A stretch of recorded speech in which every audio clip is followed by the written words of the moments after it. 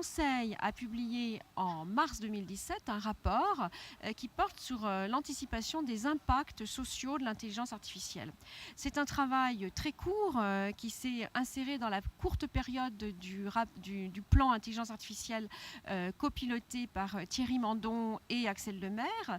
Et ce rapport répondait à une urgence qui est que dans un contexte où la France est extrêmement bien placée en termes scientifiques et compétitifs sur l'intelligence artificielle, il y a un refus social, une angoisse en tout cas sociale de la suppression des emplois.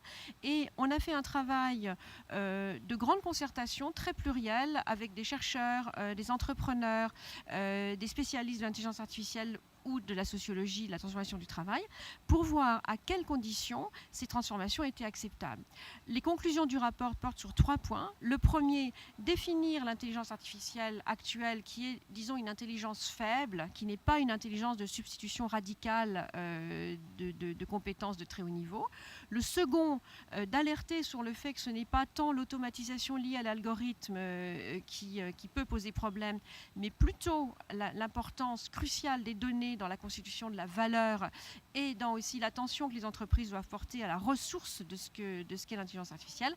Et la troisième, très importante, nouvelle politique de formation, politique d'anticipation, de façon à ce que ce soit les travailleurs eux-mêmes qui soient les co-concepteurs de la transformation de leur emploi.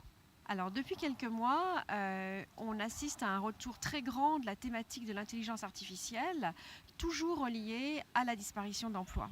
C'est évidemment très anxiogène pour les gens qui, en ce moment, sont en train de travailler et ont toutes les raisons de craindre une automatisation qui gagnerait leur emploi. Puisque jusqu'à présent, on était sur des modèles dits de polarisation, c'est-à-dire qu'on pensait que les emplois qui seraient impactés seraient les emplois les plus qualifiés et inversement les emplois les plus manuels. Et on sait aujourd'hui que des métiers qui sont des métiers, par exemple, de parole, comme professeur, comme avocat, comme médecin, des métiers de créativité, sont eux aussi challengés par l'intelligence artificielle. Donc pour nous, l'enjeu aujourd'hui, c'est moins de réfléchir aux suppressions sèches d'emplois, mais plutôt d'anticiper les transformations des emplois et de le vivre comme des emplois augmentés, des emplois enrichis.